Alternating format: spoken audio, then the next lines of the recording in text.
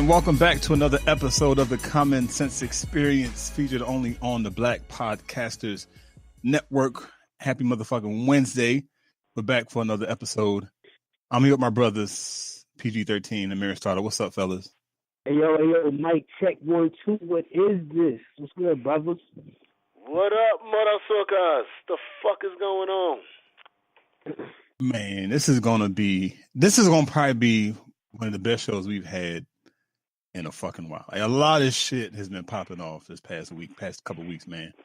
And yeah, man, we're gonna get right into it. But before we get into the show, if you haven't yet, please be sure to subscribe to the podcast and leave us a review, leave us a rating, let us know what you think. Hit us up on Facebook at Black Podcasters Network. We got some shit coming down the pipeline in a few months, so be sure to stay connected. But yeah, let's go ahead and get this shit popping.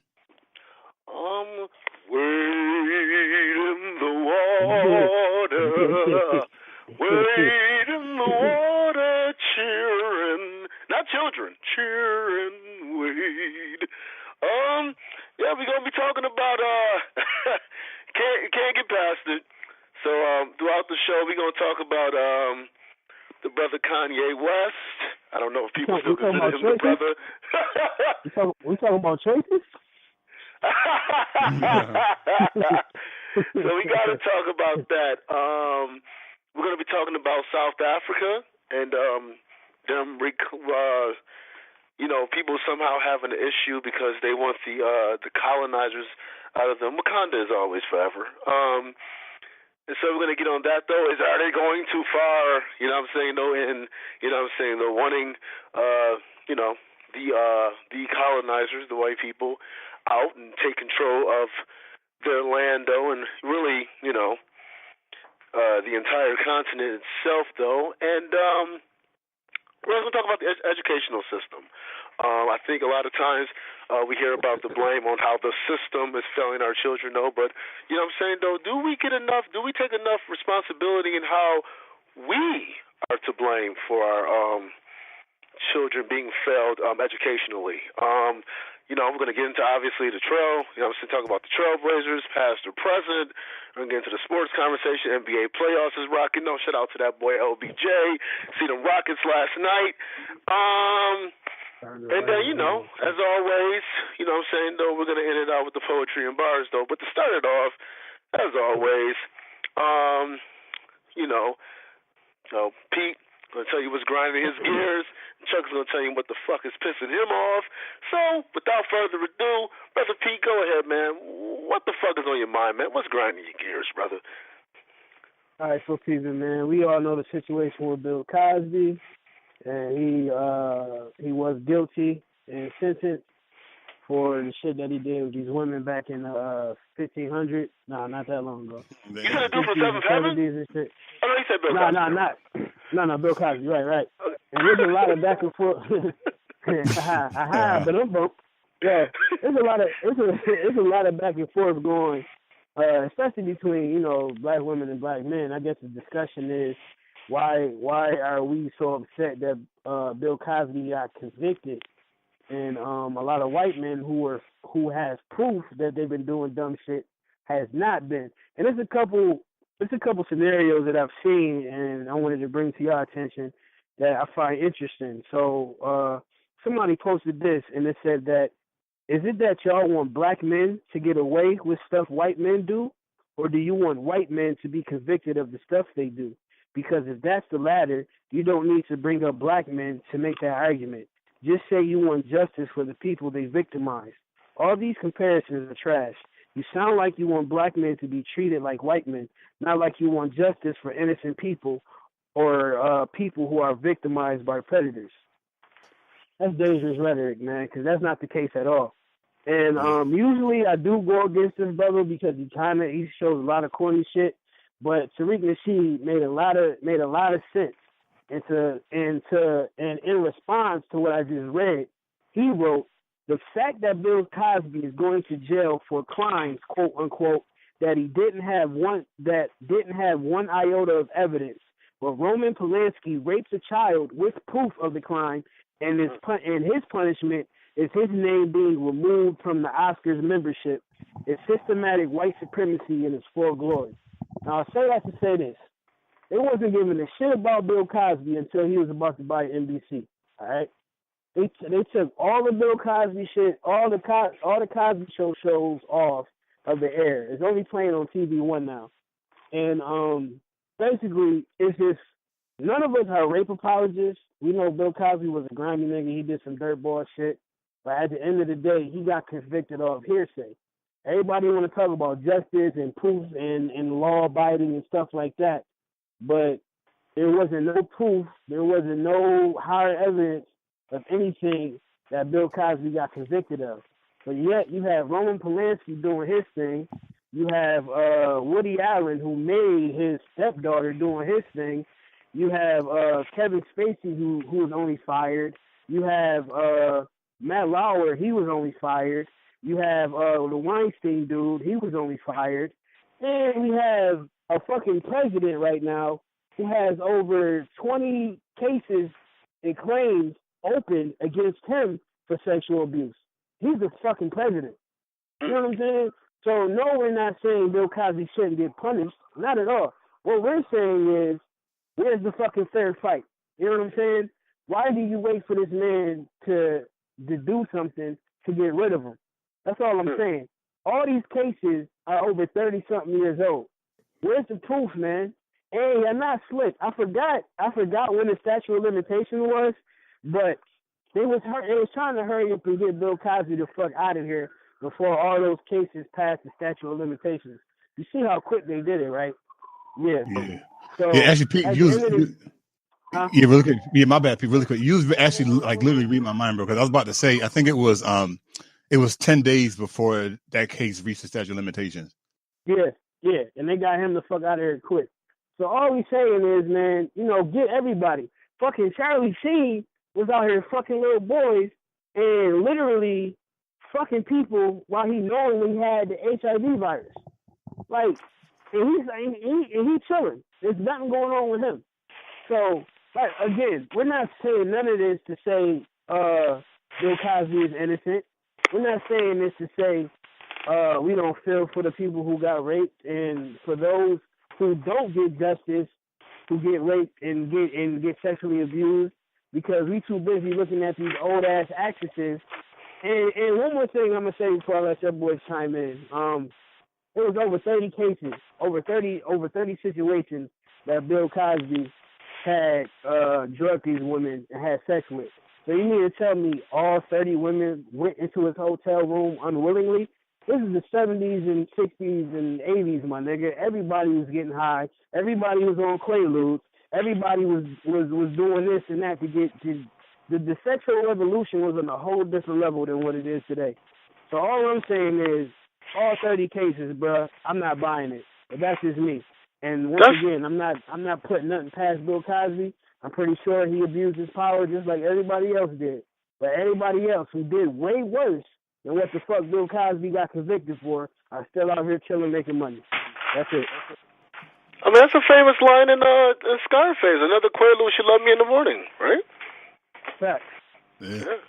So, I mean, go ahead, Chuck. I mean, I just had to. No, I was damn. I wish I remember that. I was watching an interview, and this is one of Cosby's associates. And nigga, this dude was saying, yo, Cosby was throwing coke parties back in the days. Like chicks would go to Cosby's party just to get fucking high. Mm-hmm. I'm like, damn, but and to speak on the stat, Pete, that you read, man, like you're right, it is dangerous rhetoric, man, because that person, what they're trying to isolate the situation, right? They're trying to make the victims in this particular case only the women. And Bill Cosby, yes, he should be held accountable for what he did, but like you said, let's be fair, right? All these let's get all these other cats out the way too, because all right, cool. There's justice or apparent justice for Cosby's victims. What about these other cats? Right? And I guarantee the woman will not be as gung ho for these other cats as they were for Bill Cosby. It won't be, and that's a double standard. It's a contradiction. It's hypocrisy. It's everything underneath the sun. and their supposed values as being women, that shit it doesn't hold any value because they're not holding these other people to the same level of accountability as Bill Cosby was held. I wonder if Bill Cosby looked like Nas, where they be all this uproar. No. Okay. Absolutely not. And the reason why I say that, I know we got listeners and you're like, why the fuck you talking about Nas? Khalees recently did an interview about how she was abused in a relationship by him, and mentally and physically, they got into fights and shit. And women got Khalees the fuck up out of here. You know what I'm saying? It's like, not saying it's rightfully so, because a lot of her interview evolved around money and mortgages and payments and shit like that. So the shit was already sketchy. All I'm saying is you got the women who like, yo, just because she brings it up years later doesn't mean she ain't been through it and blah, blah, blah, saying all this shit. But y'all got Khalees the fuck out of here. Nobody is talking about that situation. Nobody. Right. All these motherfuckers is talking about, oh, they can't wait till that Nas album drop in June. That's the only shit you hear. I even put up a post saying, so we get Nas the fuck out of here. And a lot of women's stats were, hell the fuck no. Fuck Khalees. That's all I'm saying. You know why, Pete? You know why, Pete? Because Khalees's milkshake ain't brought boys to the yard in a minute. Damn. I'm just saying. The milk's gone bad. I'm just saying, man. You know, it's been a minute, Khalees. It's been a minute. Your milk is fucking spoiled. Fuck out there with that shit. Not only that, that's true. You know, it's definitely being a minute. And Amir, they trying to get you again. It's definitely being a minute, but it's also, look who the fuck it is. It's Nas, my nigga. Nas been getting chicks' panties wet since '94. You know what I'm saying? Yeah. So it's like, come on, man. What are you doing? Y'all pick and choose the rhetoric. I pick and choose who y'all fucking bashing. And it's like, man. And it's damn sure quiet on Fabulous front, too. I'm just saying. A lot of motherfuckers ain't speaking on Fab situation. Yeah. Yeah, man, I don't know. It's one of them things where, like, when people are when they're no longer relevant and they see an opportunity and they usually try to jump on that shit and it usually doesn't turn out good. Right. And Khalees hasn't been relevant for a long ass while, for a minute. So she saw the spotlight. She saw that the women were on the spotlight with all this allegations of being beaten and abused and all this shit. And she jumped at the opportunity. You know, she tried it, but you know, it's epic fail for her. So yeah, tried it, man. They got her the fuck out of here, bro. But it's funny because, like I said, we know what it is. Cause she ain't say shit until after. She ain't say shit until after the child support case didn't go her way. You know what I'm saying? She wanted to get more child support money. It didn't happen. Oh, so let's do an interview about how Nas beat me. You know what I'm saying? Yeah. It's just fucked up within itself. You know, because who's to say it's not true or isn't true?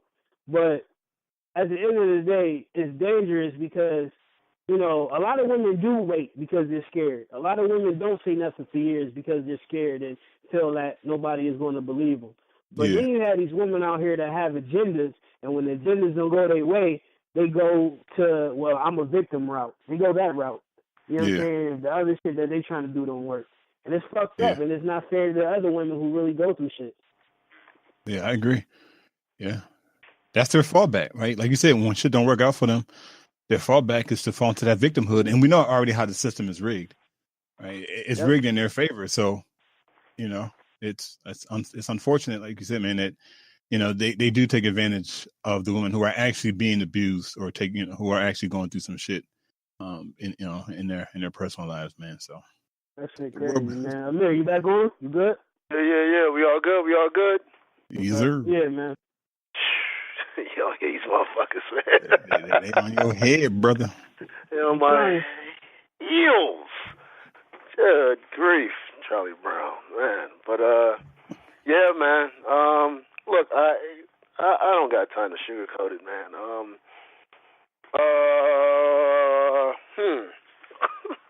Until you bring the rapist and the people who got off for the shit they've done to us. Until George Zimmerman's in jail, I don't want to hear shit. Man. Darren, what's his name? Darren something. Darren Wilson. Darren Wilson. Yeah. You know what I mean? So these motherfuckers out in jail, I don't give a because this was on tape, especially with Darren Wilson. That was on tape. Yeah. And so, yeah. You know what I mean? We know what time it is, man. We ain't got time. We ain't got time to fuck around, man. We ain't got time to fuck around. It is what it is, and they trying to come at Bill Cosby because he was trying to buy NBC. They didn't come at him because they had a moment of fucking goodness in their heart to go ahead and help out the victims. You think that's what it is? If you think that's what it is, you're a fool. You're a fucking fool. And that's what they do. You know, and they indicted it as quick. That was a quick-ass indictment. They try to make it seem like it's a good agenda, when we all know it's an evil agenda that's hidden as if it's good. Oh, we're gonna put Bill Cosby. We're gonna take Bill Cosby to justice. Fuck out of here. That's not what it is. Yeah. Are you out of your mind?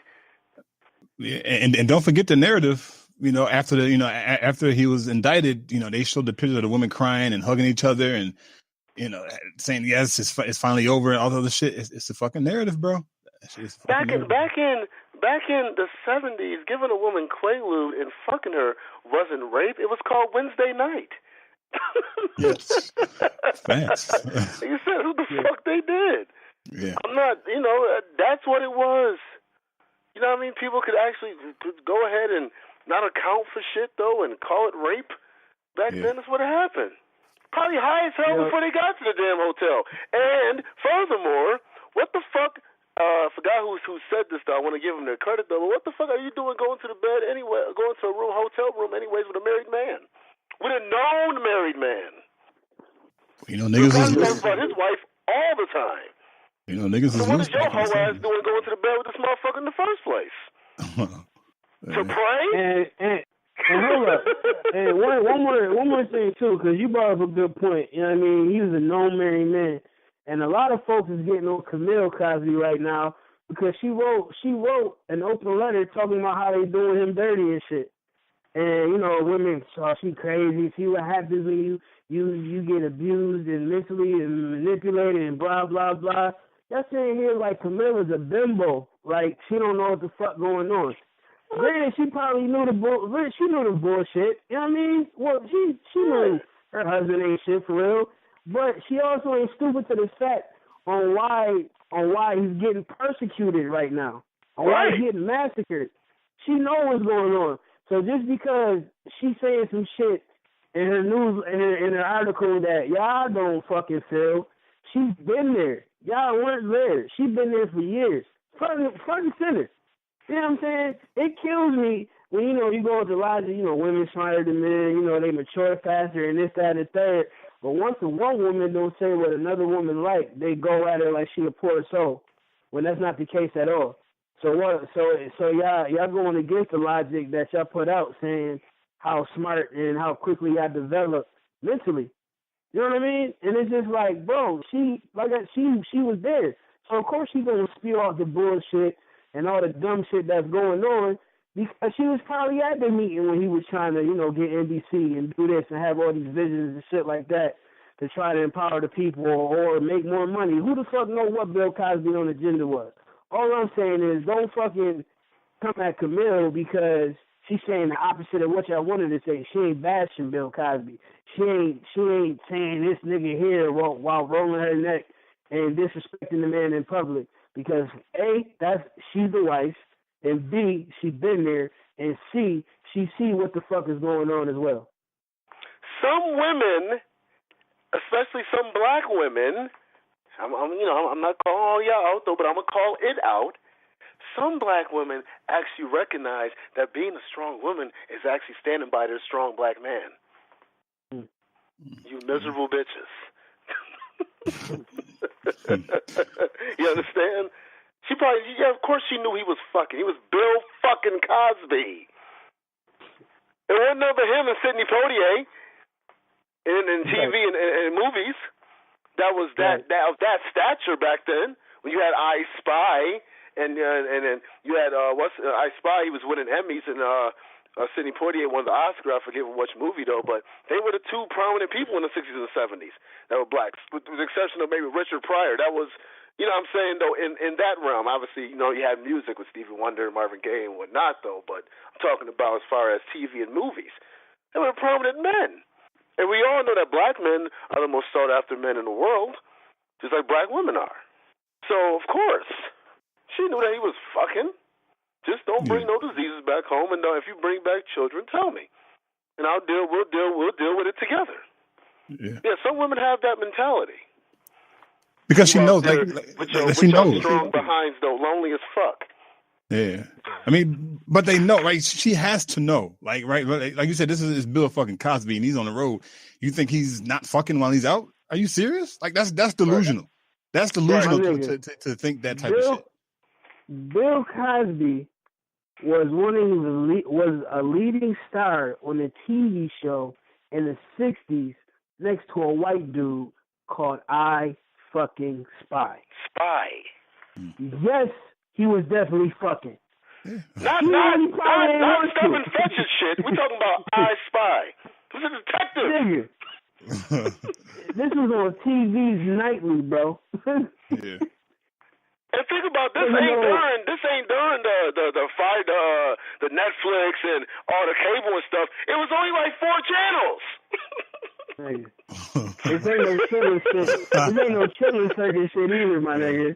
This is Sammy Davis Jr. shit. Back then, like literally. Yeah. Take your ass to bed, nigga. It's 1 o'clock. We don't got no more shows to show you.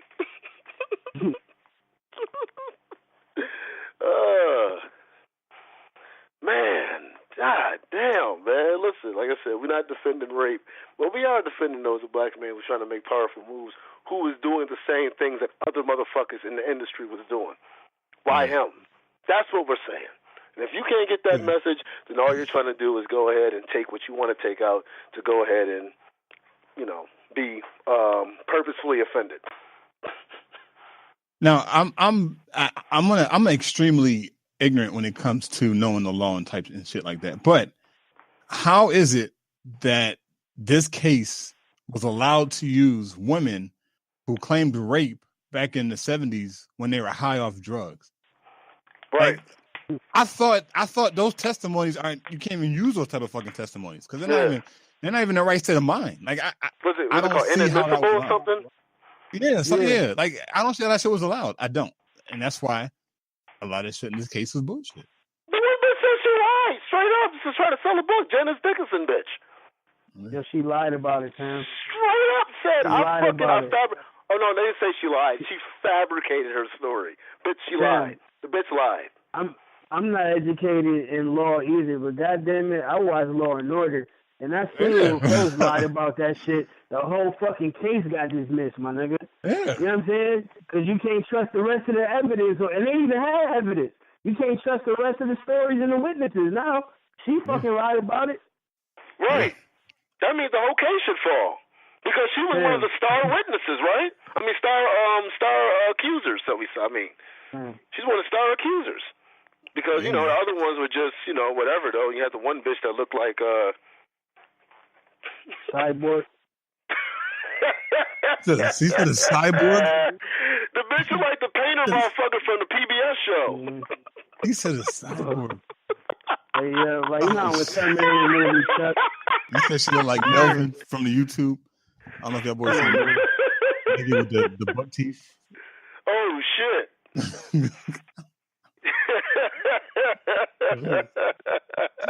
Damn, man. That nigga bitch is like Garfunkel.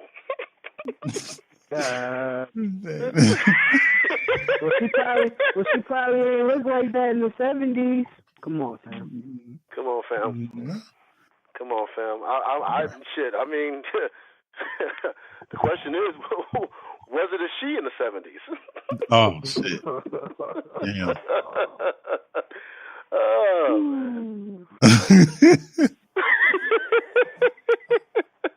Well, that's neither here nor there, man. Listen, man, we saying it is what it is, though.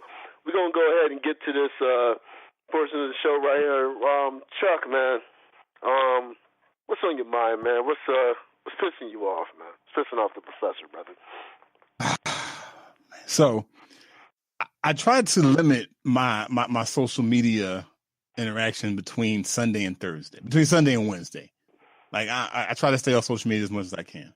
Thursdays usually is when I hop back on to try and get content and prepare for the show. Mm-hmm. So sure enough, like clockwork, Thursday I log on to Facebook and I seen a stat that you put up, Amir, about the Sierra and Future situation. Right, talking about Sierra says he's missed 37% of his visits, and I made a comment on the post saying shit, if a nigga is shooting 63% in the NBA, that's decent, right? I mean, it ain't the best, but that's fucking decent. So I'm cool with that, right? If you're shooting 63% in the NBA, shit, you lead the league and exactly. That's what I'm saying. Like, yo, that's 63%. percentage. That's decent, motherfucker. Like, all right, chill. I'm not gonna complain about that. But then somebody, I won't say her name, commented on my post saying, she said something like, how did we get from parenting to shoot niggas in the hood? Some shit she said. And I'm like, cool, okay. And I didn't know she was joking on the post, like, because she knew what I was talking about. Her reply was, yeah, so that was her reply. And I said, I'm talking about shooting on the court, not shooting niggas, whatever the case, whatever. I can't remember exactly what I said. Long story short, she made the assumption that I said what I said based off the fact that she was a female. Okay. And I'm like, yo, that's what? Like, how did you even draw that fucking conclusion? Like, that's some shit going on in your head, not mine. You could have been Peter or Amir saying that shit. I would have said the same thing. Yo, what shooting niggas? No, I'm talking about shooting the court basketball. That's what I said to her. I'm like, yo, regardless of who you was, it had nothing to do with your gender. Mm-hmm. So it kind of pissed me off a little because in her comment, she put it as if I was a sexist, like saying women don't know shit. She wouldn't, man. She did, man. It's crazy. Nah, it's funny. Yo, I read that shit when I was like, I went through the whole fucking. I ain't gonna cut you off, but no, you good, bro. I went through the whole thread, and I'm reading, and my little, I'm like, oh shit, what? Like, all that from a comment? I'm about a shooting percentage, my nigga? You assume I couldn't play basketball. You assume I couldn't hoop. I probably know about, I know about more shooting than you do. I'm like, oh, she in her bag. Yeah, she was, man. So I had to, so I had to throw some facts at her. One, I was raised by a woman. Two, I lived with 4 of them. Right. 3, my cousin played basketball for the University of Virginia, power forward. So, and I even said in my comment, you probably know more about basketball than I do. So, the assumption that you made that I made my statement based off you as a female, that's bullshit. Yo, can I cut it one more time, Chuck? I'm sorry. No, you're good. I'm an asshole today. Nah, you're good, bro. My thing, I wish you wouldn't have did that personally, because how she came about it in the first place, that's what that response that you gave, that's what was wanted. You know what I mean? So if you turn back around and be like, see, I got him mad. You know what I mean? Grown ass man. Blah, blah, blah. You know what I'm saying? And it's like, we gotta stop feeding into the bullshit. We do. Listen, I'm not judging. I'm human. I react stupidly too. Don't get it twisted, mom. Yeah, shout out to my mama, Jennifer Green. I love her. I'm emotional. Like, this is what it is. But sometimes you got, you know what I mean? Nah, never no judgment. Peace, man. Like, so let that shit go, bro. Like, cause it's just like it's ignorant. It's ignorant. Like how she came off after you, and you said it jokingly. It wasn't no diss. It wasn't no. It didn't even look chauvinistic, my nigga. It didn't even look whatever the fuck. It was funny. You know what I mean? And then she came out the bag with the 4 or 5 in the motherfucking cannon. Nigga, what? How you compare this to this? And then so like that's what I'm saying. It was like that off the rip with her. You know what I mean? Yeah. So that's all I'm saying, bro. My bad. We ain't gotta come back with the rah either, man. We can keep our bucking rhymes in the car and bang out when we need to. So that's all, bro. Okay. Yeah, no, you good, bro. And so that's one of the reasons why I try to stay off social media, like for the first half of the week, because y'all know how I get, man. Like when I start commenting on shit and people start responding with dumb shit, like I try not to get pulled in, but my mind's like, yo, you gotta respond to this shit. And I know I need to get out of that habit because I don't want to respond to every shit that somebody say. But she was like this next level ignorant with her shit, man. And I wasn't even after she said the shit that she said, calling me a sexist, whatever. Like I was still trying to let you know, look, I did assume that you didn't know what I was talking about, but the fact is, it had nothing to do that you were a female. And I'm saying all this to say that that's the problem when it comes to communicating between men and women. Like she has her own and she made that comment based off her own experiences, right? Mm-hmm. It could have been another chick that replied to that comment and not even thought that I said that based off of gender. So she made her comment based off of her personal experiences of probably being, said she can't do shit as a woman or whatever the case is, which is not my fault. So for me personally, it's like, yo, that's the problem when it comes down to communicating between men and women. Like women have assumptions, men have assumptions, and we got to get and that's where I was really trying to take the conversation, Pete, on bullshit. Like I was like, look, you made an assumption, which was wrong. I made an assumption that you didn't know something, which was wrong, but it had nothing to do with why we were fucking going back and forth. So let's try and talk this through. And I posted a comment, she didn't reply yet. So, okay, cool. You know what I'm saying? If that's how you communicate, then that's cool. You shut down after we're trying to have a conversation. I wasn't even coming hard. Like one of our boys, he was going hard at these chicks on this comment, man. He was that nigga was going hard, but I wasn't even coming like that at it. I was just trying to talk some real shit. But she, you can say his damn name, Adrian. You gotta chill, man. You goddamn troll. Adrian, chill. He had them pissed off. I got 2 internet trolls for friends, man. Adrian, he had them pissed the fuck off. She writing in all caps. Adrian had her writing in all caps, bro. That shit was crazy. Yo, Chuck, you give him a mean alley-oop when he's Sean Kemp. He was Sean Kemp. Man, that nigga took down the rim with that shit, man. That nigga did a stack and he just bust that shit open, man. That shit was crazy. But yeah, man. So that was pissed me off, man. And I wish and I hope that communication between us black men and black women changes, man. Because that shit did kind of strike a nerve for me when she said that shit. I'll just say this, man. They're black women, like I put on. every black man is not the nigga that got Kanisha pregnant and lean on me. That shit was funny. I love her. You don't love me no. We don't love me no more. Mr. Clark. Y'all gotta chill, man. Every black man is not your experience. Every black man is not representative of your experience. Because we could do the same shit as black men. I've been called everything. I've been called It's nothing worse than At least the description of how you look. But when you get called yeah, I mean, you know what I mean? When you get called you just get the look like, oh, fuck are you? I feel you, but when you get the you look good for a big nigga. Like what? Like, wait a minute. Yeah, like, what the fuck does that mean? How the fuck am I supposed to think that, man? Oh, nigga, I didn't got cute to be black so many times. It have your head spinning, bro. Oh, I can't do no shirt, nigga. I'm sorry, sweetheart. What you about 5'6"? God damn. Right. You have a good day, man. You have a good day. But you can't never do the reverse. You can't tell a woman that she's just fuckable. Nah. I'm sorry, I don't mean to sound like a whiny man. Let me shut up. Let me chill. You can't tell a woman she's just fuckable. Nah. I mean, you cute, nigga, for not having no ass. Right.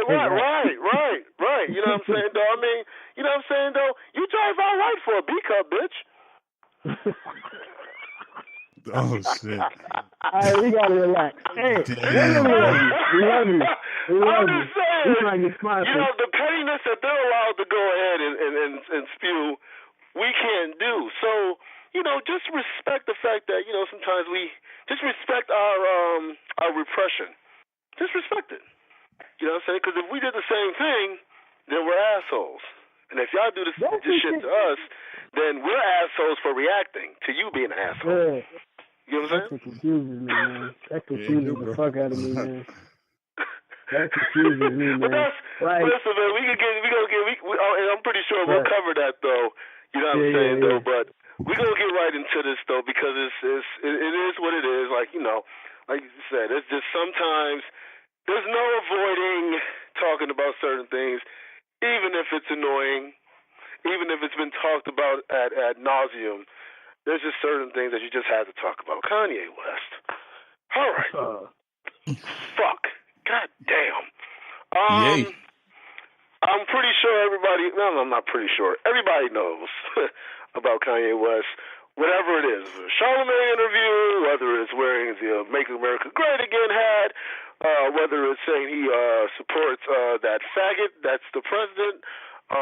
Whether it's, you know, or says he's friends with him, or this and that, or whether it's him talking about slavery, whatever it is, Kanye West, you know what I'm saying, no matter how many people then took him off of their Twitter, unfollowed him, he still was the most mentioned person of the last 2 weeks.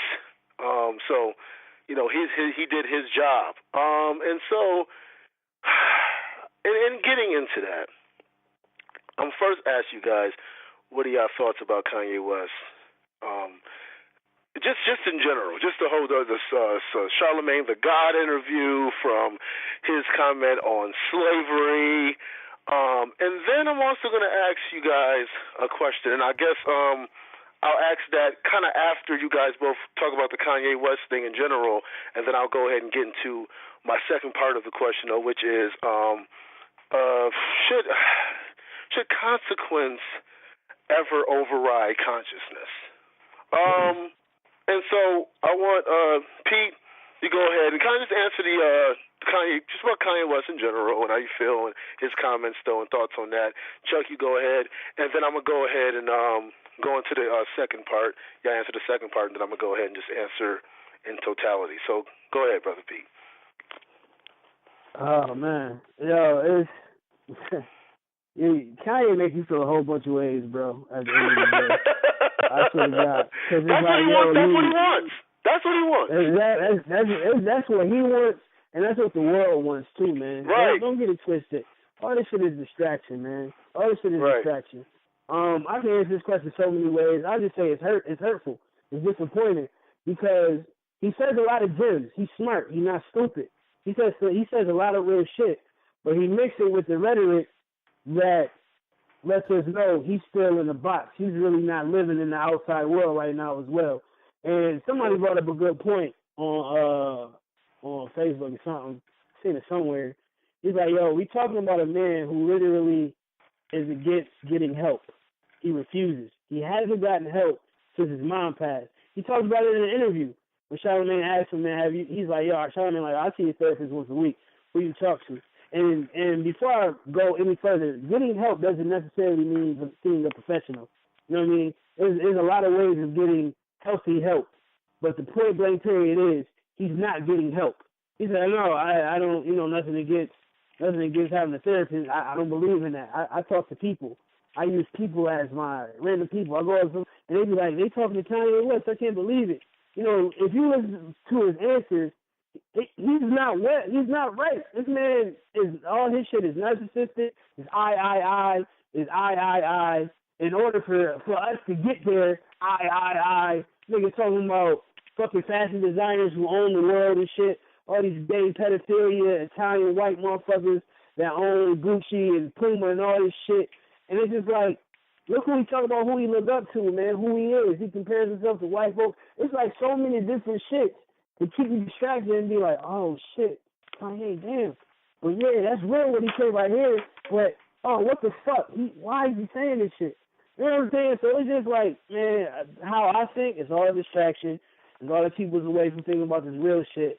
And I also see a man who hasn't been right since his mom passed, who need help. And it's just like, slavery is a choice. Nah, bruh. Marrying a Kardashian is a choice. Being blonde-headed is a choice. And no disrespect to your moms, none of that at all, because it hurts. I don't know how I feel, but getting lipo surgery is a choice. You know what I'm saying? Getting lipo surgery, all that shit is a choice. Hey, but slavery was not a fucking choice. But I know we're gonna talk about that, but I'm confused. I'm hurt. And I'm not blind to the fact that they want us to be on this shit and keep us distracted from something else. Yeah, it's definitely so much that is going on, and then, you know, Kanye West should not be, you know, even if we talk about it, it should not envelop all of our, you know, block out every other thing that's important. You know what I'm saying? So much that we don't even focus on it at all. So I definitely agree with you, though, because we got a lot, so much bigger things going on, especially within the black community. To go ahead and yo, my bad. My bad, real quick. And yo, I really encourage folks to watch the interview too, because on top of all this shit, y'all know I'm a music head. I dabble in music. I really study and like read this shit. Like it's deeper than just because it's Kanye written. You know, I peep shit. I encourage everybody to watch the interview. Just look, and at certain points, and because at the end when Charlamagne, when they was walking through the hills and shit, Charlamagne asked him about is being married to, you know, who you married to, is all this shit a distraction, or, you know, having the cameras 24/7, you know, is this hurting you? You know, you can never have a private never have a private moment. Do you think being here, is it affecting you? Yo, he wanted to answer that question so bad, but knowing because this is his family, he got kids with his friend, blah, blah, a whole bunch of other shit, he couldn't really answer that. You know what I mean? And even they tried to joke it off, and, yo, he was like, yo, because Charlamagne was like, yo, I know you got to go back to him. He's like, yeah, you know, I can't, but nah, that's not a distraction. It's like, oh, this nigga is hurting. It's crazy. Well, I watched that Charlamagne interview, man. It's crazy. Chuck. Man, yeah, there's Pete, you said a lot, man, and some of the shit was running through my head, and I was trying to figure out how to answer the question without getting scatterbrained and shit, man. Right, it's hard. You know what I mean? It's tough because you're right. Like, there's a lot of shit that we can talk about with this Kanye shit alone, man. Well, first of all, this sidebar, I'm still listening to his first 3 albums. I still got them shits downloaded on my phone. Yeah, that's not that Kanye. That's a whole different Kanye. That's exactly. Not him. Exactly. And that was a conversation. I know I mentioned this before, but I was saying, look, if you compare his first 3 albums to his later shit, you can hear the difference. There's a big ass fucking difference. Like, it's not even up for debate. And I don't know why people are debating that. Like, yo, no, his first 3 shit, this nigga was on some shit. Like, his shit he was talking about some shit. He had some substance, man. I don't put Kanye, which is why the comment didn't really, it didn't piss me off.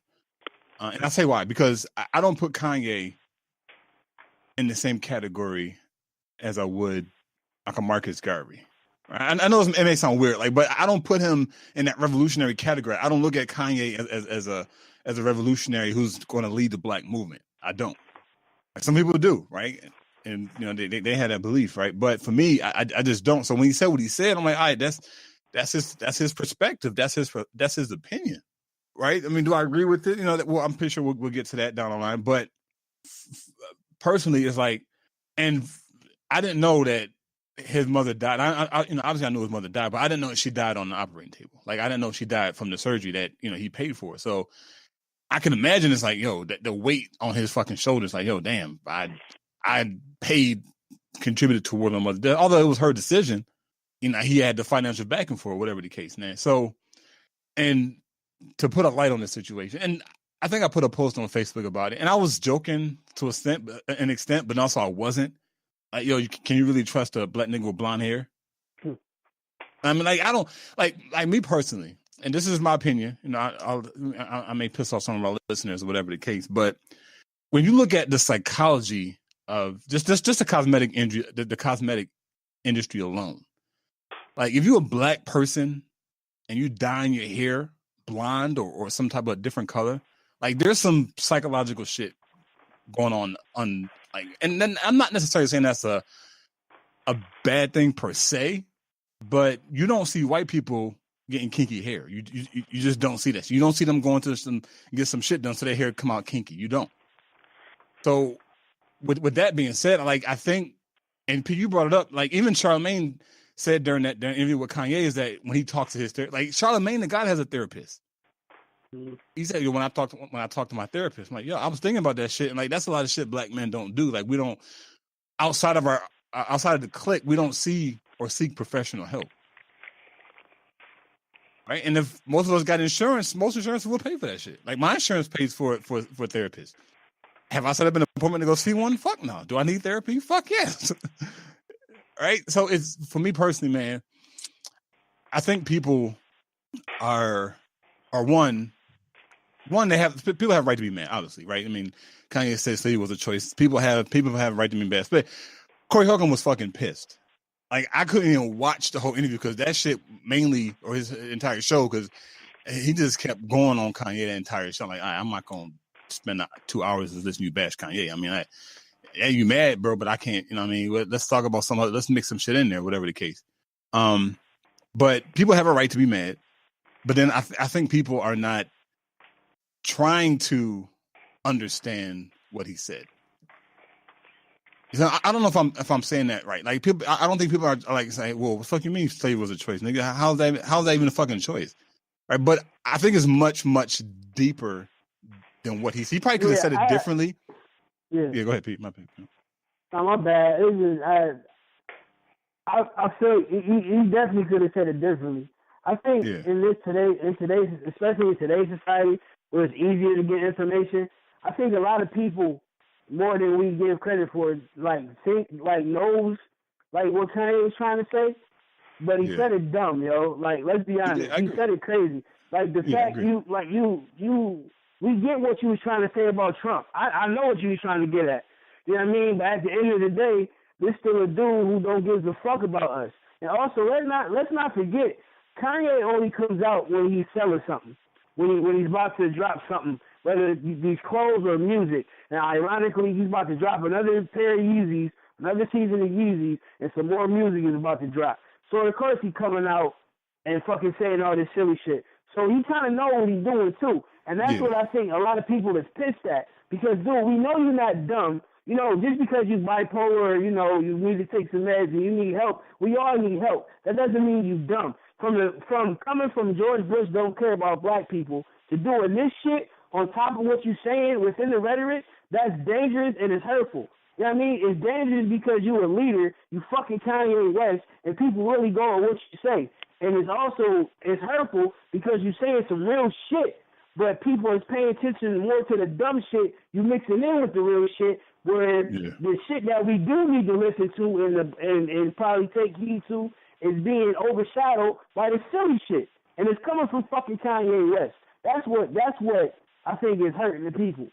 But you still got dumb people out there who believe in this shit because he is saying. So you also really got motherfuckers, and it's also bringing out the, if I was slaves, if I was this, if I was that, nigga, everybody was in that Turner, everybody here in Tubman, and you never been a part of what the fuck they went through.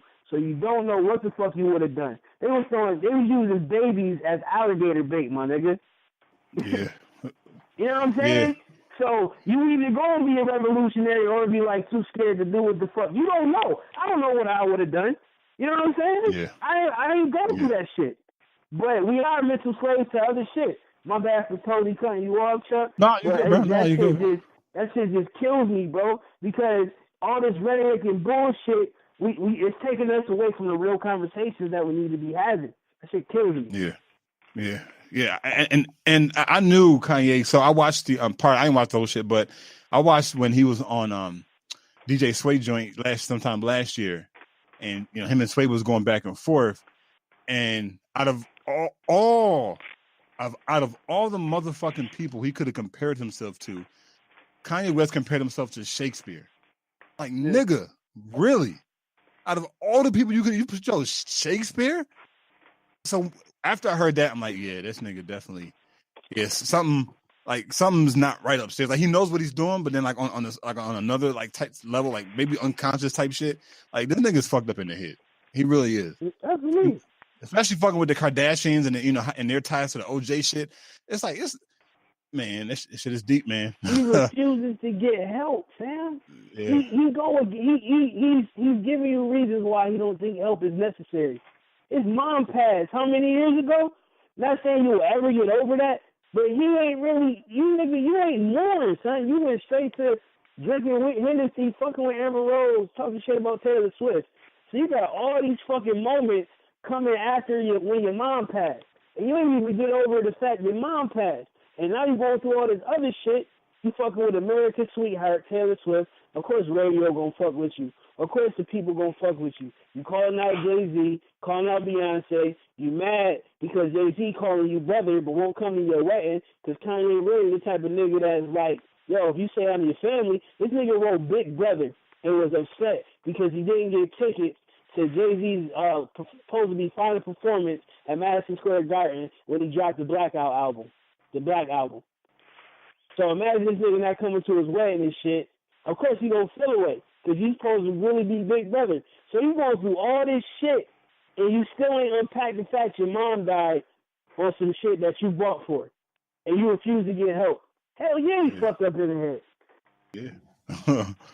Yeah. Okay, black people are being killed in the streets unarmed by cops. Black girls and boys are going missing without any reports of it. We know about the ill education system, as we'll speak on later on. And all these things are happening. Tomorrow, many black people will go to church tomorrow. So I guess the question then becomes, what's worse? What Kanye West is saying or what your pastor isn't? Oh, boy. Bruh. Chuck, you want to start? Man. What is worse? The people that are supposed to be for you. What is worse? Obama, who was in office that you praised and told people to shut up who disagreed with him and things because you had a black president, and for the look, what he didn't say or what Kanye West is saying. I don't remember him speaking about Trayvon Martin, Mike Brown while he was in office, or Philando Castile, Sandra Bland, Corinne Gaines. I don't remember that. And I don't remember you holding him accountable to say anything. But you mad about an entertainer who's doing his job, entertaining you. Ain't about agreeing with Kanye or not. We're going to get into the second part. But you have so much anger for this guy who's an enter-fucking-tainer. He's an entertainer. You can call him, he's this, he's a clown. You can say whatever you want to say about him. His job is to entertain. That's his job. It's to do something to be in front of you for you to go ahead and watch him. That's his job. And to listen to him. That's his job. But what about the people that's really supposed to be for you out here working for you? You don't hold them accountable. How many people in Buffalo are holding Reverend Darius Pridgeon accountable? Amir. Yeah. Let's call it out. Real quick. Can I interject real quick? Yo, you just hit some shit on the head. And this is why when you talking about why are we angry at Kanye West, and I'm going to tell you, this is what makes me angry about Kanye West, is because in the interview, when he was talking about Obama, he was saying some real shit that all niggas is going to think about is the fucking shit he said about Trump and why he said about Obama in the first place. Because Obama called him a jackass, and he mad Obama said he's no longer is his favorite rapper. It was like the shit in between, because you spitting real shit. He ain't say shit about Chicago. He ain't shit about, talking about Obama. He ain't say shit about Chicago. He ain't say shit about the shootings, bro. But he damn sure know, like, oh, you got folks out here saying that's my president. Oh, he was dapper. And this is the shit that Kanye was talking about, dog. Everything you just said, Amir. This is what the fuck he was saying. But he's mixing it up with the bullshit. We can't go back to wait a minute. Hold on. But Pete, that's my point. Yeah. That's my point. Okay. Fuck what Kanye West is talking about. Why aren't you holding the people that should hold you accountable? instead of Kanye. See, we're talking about it because we obviously know that Kanye West is smart. His father was a fucking Black Panther. His mom did African American studies. That was a professor. Right. So we know what Kanye West has, the knowledge that he does have. We all know that. But I don't give a fuck. He's a goddamn entertainer. But you don't have that same fervor and energy for the president of the goddamn United States? Yeah. Because he should be the president for everybody. That's not the platform he ran on. That's not what y'all was saying while he was running. He was for everybody. He was supposed to be y'all president. And he ate that shit up. Did he not? Yeah. Y'all agree like a motherfucker. Yeah. But y'all hold Kanye West accountable. Again, we can all get into the bullshit about Kanye. I'm talking about the people's reaction about Kanye versus the non-reaction about a president who said nothing as your children were being shot in the fucking streets. Yeah. But you're more worried about what Kanye West is doing and what he's saying. A fucking Kardashian. That's what you're more fired up about. Damn, man. Yeah. But that's what's mainstream, man. That's what they follow, bro. That's what they follow, bro. And Obama gets off the hook because he was the first black president, because black people care about the look. He did nothing for you. He did more for the people that's gay, but not nothing for you. People were so gung-ho that Obama was elected in office, man, because he was black. Like, that don't mean nothing. We've had many of black leaders who didn't do shit for the black community. His kingdom doesn't mean shit. There's been white people that have done more than Obama did. Oops. Motherfuckers was out here talking about goddamn Kanye West and how they this and that or whatever though. And motherfucker, the entertainer gives a shit. At the end of the day, that's what I'm saying. We could have a discussion about it and how much bullshit it is. But at the end of the day, people are more fired up about him than they are about goddamn Obama and what he didn't do. Yeah. They just happy, just like they're happy about their pastor. They're just happy they got a pastor that can dress up in good suits. Did you say passer? Passers. Passer. That do nothing for them. That do nothing. That their job is to pacify the people. Passer master. You talk about my pastor. Don't talk about my pastor. Don't talk about my president, Obama. Don't talk about my pastors. Like, right. What have they done for you? Why aren't they talking about what's going on for real instead of talking about just pray on it, sister? Cause God, shit. No, that's not cool. That's not cool. That's all I'm saying. It's not about, like I said, Kanye West. We can get into all of that, and don't get it twisted. I know people are like, man, no. Listen, Kanye West does clown shit. Trust me, I know he does clown shit. We all know what it is. That's what entertainers do. Entertainers do clown shit. A lot of them. Not saying all of them. There's some who are very conscious, but many of them, they do clown shit. But if you notice, the conscious ones don't get much.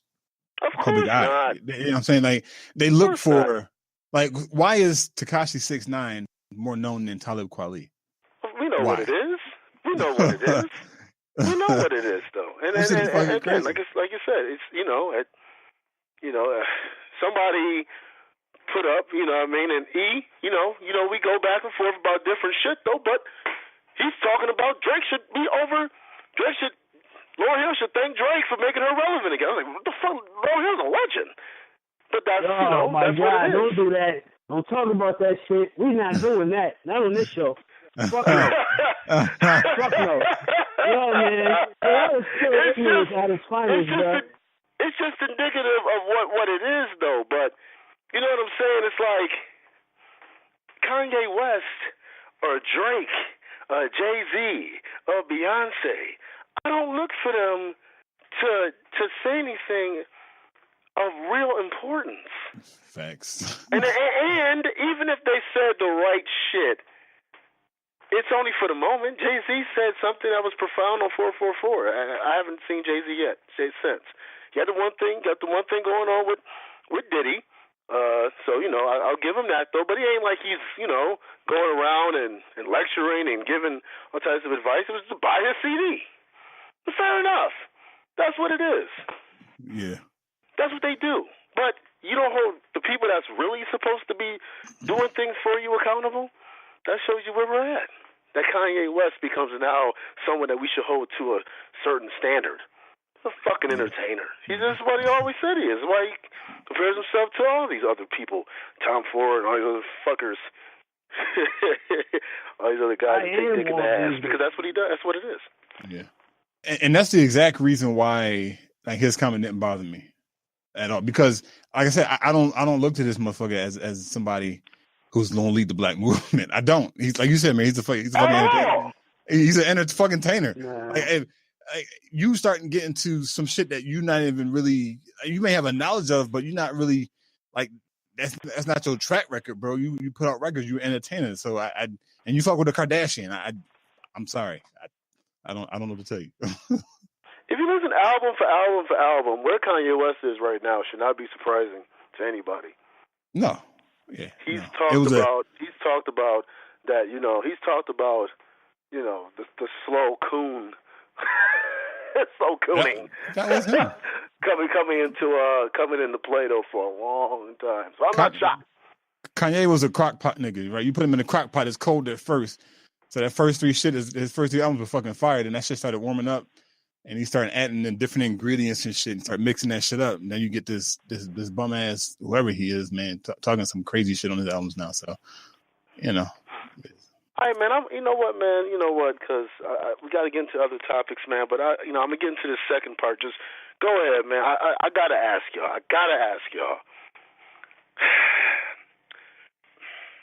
Should there ever be a point, and do you ever find yourselves at a point where the consequence of something overrides what your consciousness says?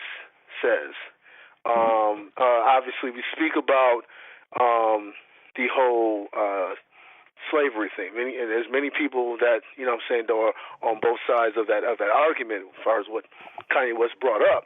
But there were some that were defending it, like, man, and Pete, you alluded to, we don't know what we would do. We were in that situation, though.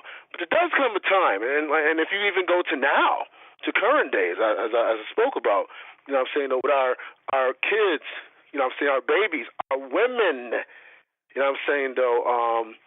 being shot and killed in the streets. And obviously, we know about their, the plan to go ahead and take down the black man, obviously. Got to take off the head of the snake. And so, what do we say? Comply, obey. You should dress a certain way.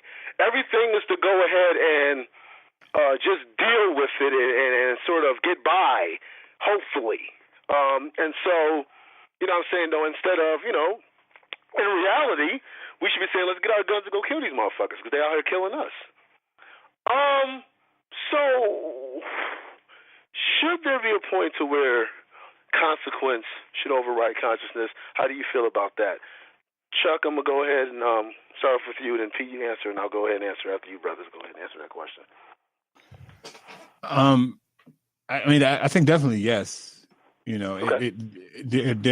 It comes a point where, the saying like I've had enough or enough is enough, right? Like, so I think personally that there's going to be, and that's what happened with some of the slave revolts, right? Like they like, no, nothing, we can't take none of this shit no more, and they revolted, right? And they knew the consequences. More than likely they was not going to win because they had, not only did they have the plantation owners against them, they also had state and local government. Right, they had to fit. Like they were outnumbered, or that could be debatable. I don't know the stats. Let me not, because sorry, bro. I hate when people start saying 53% of this is 53% of the nation believes in racism still exists. Like, how the fuck you come up with these fucking numbers? Did you fucking poll all 300 million people living in the United States right fucking now? No, you didn't. These motherfuckers Shout out to Sierra and the 37%. She said that future vision. It's like they take percentages and apply it to the general population. And no, nigga, you polled a million people. That's less than 1/10% of the U.S. population. Fuck out of here with that shit, man. Right. But to get back on the point, I do believe at a certain point, if you're convicted with a particular belief, then regardless of the consequence, you should head in that direction, right? I mean, and we have, and it doesn't have to be something as big as slavery, right? And that was a big deal, right? when we talk about slavery being a choice, yes, it was systematic. So can we answer the question? Can we say, did blacks say yes, go ahead and enslave us systematically? No, that wasn't a fucking that's not even debate. No, I don't think anybody in their right mind would do that. But when you're on the slave ship, should you jump off, right? Or when you're on the plantation, should you get one of your brothers that look, take that axe and hit me in my fucking head or some shit like, right? No, I don't want to be too graphic. What I'm saying is that I think we get to a certain point where, regardless of the consequence, because we're convicted with a certain belief, that we're going to go ahead and move in that direction, right? So one of the things, and this came up, and it hit me earlier at the top of the show, and I didn't want to leave it off. So I'm disappointed in our gangs, and I'll explain what I mean by that. We're talking about, and Pete, you brought up George Zimmerman a bit earlier, and I may get in trouble for saying this. This may be, I don't know the consequences of what I'm about to say. So let me preface that, like, hey, it's been nice knowing you. Choose to be free, slave.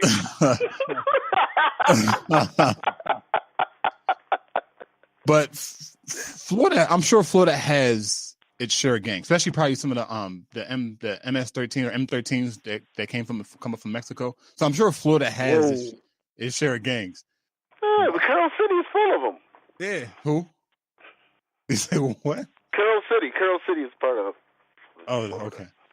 But I mean, they're Mexican, so let me not use them because they're more so closer to George Zimmerman, whatever the case is. But why is it that some of these people, let me say that, some of these people who kill these black men are still walking, but yet they're quick to kill a brother on the street for some J's, or they're trying to rob him for whatever the reason? Like that shit is mind-boggling to me, right? So, and I don't know the game. I'm not a fucking game banger. I don't know the fucking game banger life. But if I'm in a city where a cop shoots one of my brothers in the street who's unarmed and for no particular reason, and the cops' information, like, it's public record, right? So you can get the cops' name and shit. Like, I don't understand how I'm just saying, I don't see how some of these people are still walking. Like where's the consequences if the justice system is not going to do what it's supposed to do? Right. So I don't know, man. So for me, and again, the conviction may not be there. Like, in their mind, they're thinking, all right, well, the consequence of me carrying out this action is not worth it. So let us chill. Let us fall back. Which I don't know, man. I just that's one of the parts that just bothers me. Like, I don't understand how. It's being a tough pussy. It's easier and it's safer if you have anger to go against black people than it is to actually go against what is actually against you, which is the system, which is white. That's what the fuck it is. That's what it is. That's what these gangs are, that they claim to be tough. That's what it is. Because gangs were built to protect the black community, not fight against it. But it's safer. Yeah, that's what the fuck it is. It ain't that these motherfuckers, everybody ain't brainwashed. It's safer. Yeah. I don't give a fuck who hears that shit. I say that shit in front of a group. I've said it in front of a group of motherfuckers. I don't give a fuck. It's safer. That's what the fuck it is. It's safer to speak like Stephen A. than like us and Corey Holcomb and people like that. It's safer. Yeah, it's that safety net. It's fucking safer. That's what the fuck it is. Yeah, I agree. Pete. My bad, brother. Go ahead, man. I need that question again. Y'all was spitting some real shit. What was the question? Is there ever a time where you believe that consequence should override consciousness? And at what point do you have to say, you know what, man, as Chuck alluded to, enough is enough? You know what I'm saying, though? As we spoke about, like I said, people talk about slavery, and, you know what I'm saying, you said what we don't know what we would do. We don't know. I mean, let's be honest, though. We want to quit our jobs, and we don't. Thanks, bro. And that's slavery. Say it again. Say that shit again, please, nigga. Please. Man. Let's be honest, man. We want to quit our jobs, and we don't. And so it's not. It's like I said. People say, "Well, man, come on, man, you can't say that." Well, regardless of the there is a choice, in it. Just because the consequence might be grave does not mean that it's, not a choice. So just to get into it, do you think there ever should be a point to where consequence overrides, your consequence overrides consciousness, and at what point is just enough is enough? I mean, that's a broad question, bro. Like, I mean, we going through shit every day we don't want to go through. I could pretty much say ditto to what Chuck said because there's really nothing else more to say. You know what I mean? But there's so many different layers to shit. Slavery ain't a job, but it's kind of mental slavery. Like, nigga, you alluded to it when you found out I work in the fucking cubicle in the office, my nigga. And it's funny because it's like, I'm pissed every day. You know what I mean? But I like the job that I had before because I was working with kids. I was working, with triple youth and shit. But it ain't pay the bills. I was trying to get my family down here. I needed bread. So this is what I ended up doing. I don't want to fucking do it. But the thing is, it's like, what are you doing about it? Are you going to sit there and be pissed off every day, or are you going to use that shit to help you get to where you need to be? You know what I'm saying? So you can't do that shit. You couldn't do that shit with slavery, my nigga. Like, I don't know. It's just all this, and it's true. Nigga Kanye's right about a lot of shit. You know what I mean? But it's just funny how niggas is so revolutionary and talking all this shit, but you're using it on a slave platform, Facebook. You know what I mean? It's hard to say this shit. Nigga, all this shit you spewing, I can say in return, nigga, why you write it on Facebook? Make your own Facebook, nigga. Right. You know what I mean? Like, so it's difficult, man, because if you're black in America, I don't give a fuck. If you're a black woman who has hatred for black men, I don't give a fuck if you're a black man who think all black women ain't nothing but loud talking bitches. I don't give a fuck. All the opinions that we have, all the conversations we have, at the end of the day, somehow, some way, in this fucking United States of America, we're all a part of this mental slave shit somehow. We all feel away. We all want to break away from this shit, but it's hard. The consequences are death. You'll never see your kids again if you have a family. Or you just scared to die, period. You don't want to fucking die.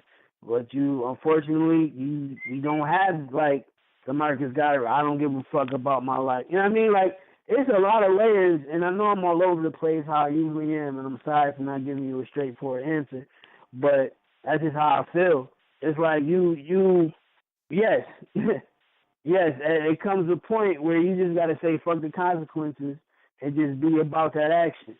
But it's also easier said than done, and that's being human. Because goddamn, I want to quit this fucking job 4 years ago, my nigga. You know what I'm saying? You know what I mean? When I fucking started, like, it was like shit. You know what the fuck? I mean, I guess, and for lack of a better term, because I don't feel I'm a slave, but goddamn it, I'm a slave to the check. I need this bread in order to get this house, in order to get this space, or to make life what it's supposed to be. And you're a slave to that mentality because that's what your parents had. Oh, you buy your house, you get the mortgage, you work hard, you pay off the mortgage, you own the house, you die. You know what I mean? Leave the house to your kids. But it's like, as you know, we as brothers on this podcast that we do, the creative minds that we have, we feel we not about that life. We're not about that 9 to 5 forever and to die. Nigga, God gave us a purpose. We got to go out and get it. While we just happen to work these jobs, we got to use that to our advantage. So that's a conversation that you can have to try to be great instead of talking down to each other on what the fuck you would do back in the 1800s as a slave. You know what I mean? Because that's a mental slave within itself. If I'm tripping, let me know. Because we're not getting to the conversations we need to have on how to be great and say fuck the system and do what we got to do. Because right now you need money and power, and we have none of that. You may think we have the money because we buy so much shit, but we don't have the power, nigga. And it's like we got to get to that in order for this shit to pop off. And some niggas do got to die. Some niggas, we might not see it in this lifetime. I'm blabbing around. I'm going to cut it short. But it does come to a point where you got to say fuck it and go for yours. Yeah, man. No, you speak some. I got a lot of sitting true off my shit, man. chest today, gentlemen. Told you the show's gonna be lit. Yeah. Jesse, was you about to say something? Yeah, no, Pete, man, you was, speaking some real shit, man. When we talk about like the whole job shit and not wanting to work, but then having to work, man. But I was thinking about this shit like a couple months ago, man. And I ain't gonna say I cried, but like I felt some emotion welling up in me because I was riding to work, bro. You cried. Like, yo. Oh yeah, that's my thing. It's cool to say that stuff. Fuck Yeah, that. man. I cried too, nigga. I cried. I cried, but you ain't gotta say it. Nah, yeah, that's shit. I ain't gotta say it. Yeah. Nah, but it was. Come on, bro. Yo, it's like, I drive an hour to work. I go to work 40 hours a week. I get a paycheck. I take 95% of that paycheck and give it to somebody else. Yep. Bro, like my shit got water when that shit hit me like a ton of bricks, bro. Like, right. Damn, yo, I'm working for my car company, for the student loan company, for the gas company, right. for the light company. That's slavery. Come on, man. Bro, people are not supposed to live like that. I don't give a fuck what anybody says. I mean, everybody can't be bosses, right? Everybody doesn't have to have a fucking car loan. Everybody doesn't have to have a student loan. Like, that's just those two. Like, yo, I don't want to put my personal shit out there, but between my car note, car insurance, and student loan payments, bro, I'm paying like $900 a month. Goddamn. That shit is devastating. Some people don't make $900 a month. That shit is devastating when you think about that shit, bro. Like, I'm working for these motherfuckers. Not only do they have their own employees who are on their W-2 on their payroll, they got all these motherfuckers who are paying the car note working for them too. That's crazy, man. Like that. Pete, thank you, brother, for bringing that up, man. You sparked some shit in me, brother. Man. I appreciate that. That's what this show all about, bro. Yeah. Man, it's powerful, man. I mean, it's you cry about it because it's you realize, especially as you get older, you realize you're like, I might really have to do this I'm gonna have to do this shit for the rest of my fucking life. You know what I mean? Or you just think about the people that do, even if you find a way out of it. Yeah. You know what I mean? And so it's like, wow. Yeah. And you like people that really are conditioned to believe they got to do this for the rest of their lives. Yeah, man. And you see this shit, bro, like, because we know, like we know what's up and everything that's going on. But then there's certain people who you hear that you work with or you out and about, just casual conversation, and they be talking about that shit like it's sweet though. They like, yo, man, I just got this bomb ass job, bro. I'm making, $70 a year, man. I got benefits package and all that shit. And like, bro, do you really know what you're about to get yourself into, man? All right. Now, granted, there's, in my opinion, and I know we've probably gone off topic a little bit, but there's a difference between a job and a career. Like, I'm not knocking career moves. Like, if you're a lawyer or whatever the case, or if you are in the IT field or whatever, like, and that's your shit, then that's cool. But for the majority of us, man, like, we just, like, nobody works in a call center for 40 years happily, bro. I just don't see that happening. Yo, them jobs you just said, and them definitely are careers. Don't get it twisted. But what you got to do to get them careers? Go to school, right? Yeah. Everybody ain't on the free scholarship, my nigga. Like, so, my sisters, and I know my cousin. I know I have a cousin who's a lawyer, and been out of school for a minute, still paying the loan back for his shit. You know what I mean? Bro. Like, it's just like you. That's why I say every black or whatever in America, you a part of something that has something that a part of some slave type shit somehow, some way, bro.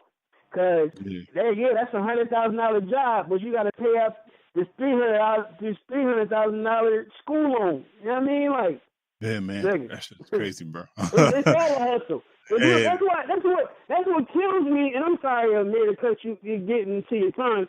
But that's what kills me about the conversation, and I do it too. None of us perfect, but the point is to have a conversation. The point of communication is to communicate shit to get better. Whether it's a disagreement, relationship, God, money, whatever the fuck it is, the point of talking is to get shit off your chest and be in search of a solution to make the shit you just talked about better. So that's why all this back and forth conversation and shit kill me All these dumbass arguments, this shit kill me because we live in America. We all a part of it. All this why nigga this and why you that, you this, you that. The same person who's spewing that is in the same boat I'm in. Not maybe in the same predicament, maybe not in the same situation, but nigga, you still on the boat in the river of pile of shit that we all going through. So instead of downing each other and pointing the fingers at each other and arguing like Amir said, we give a fuck, Kanye West is entertainer. Arguing all this back and forth shit, and we really think slavery was a choice, blah, blah. Nigga, we need solutions, my nigga. We need conversations to get solutions, bro. Because we all sick and tired of it. We all be coming home and then coming sometimes on a Tuesday, coming home from work crying in the fucking car. Like, nigga, what type of fucking life am I living? Is this shit for real? You know what I'm saying?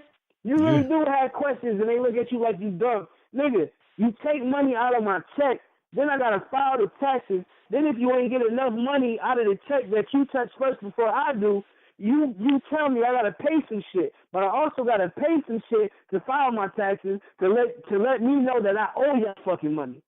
Nigga. Yeah. Pete, nigga, you went to the center of the onion, Pete. You fuck Pitbull in the layer, nigga. You went to the center of the onion, bro. Hey, man, that shit is deep. Bro, yo, my bad. I'm a chill, but yo, that's crazy. We all part of this shit, bro. Let's get a solution. I think Americans, and especially black people, are conditioned to pass down coping as if it's a family heirloom. I live. Just cope. Cope with it. Do what you can do to get your little, morsel of the pie, and get along and shut up, and everything is going to be all right. And, if your son just so happens to have a toy gun in the park, he might get shot. But, God's gonna make a way, right? You know what I mean? And make sure you give your 10% on Sunday, okay? Look,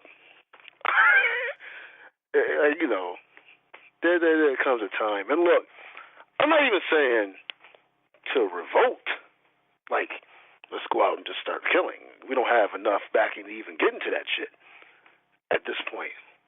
But at least have the courage and the balls to speak on it. And when cops shoot your babies and our children down in the streets, don't you dare go ahead and post on Facebook or Instagram or whatever, though.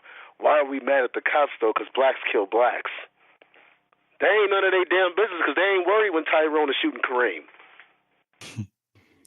They're not worried at all.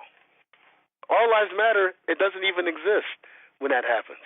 It only exists when you got something to say about the cops killing your children. That's what I'm talking about. Where's your consciousness at? You scared little pussies. Y'all ain't even scared to say shit. Because you scared you're going to lose your status. Not your life. Slavery was losing your life. Slavery was losing your children's life.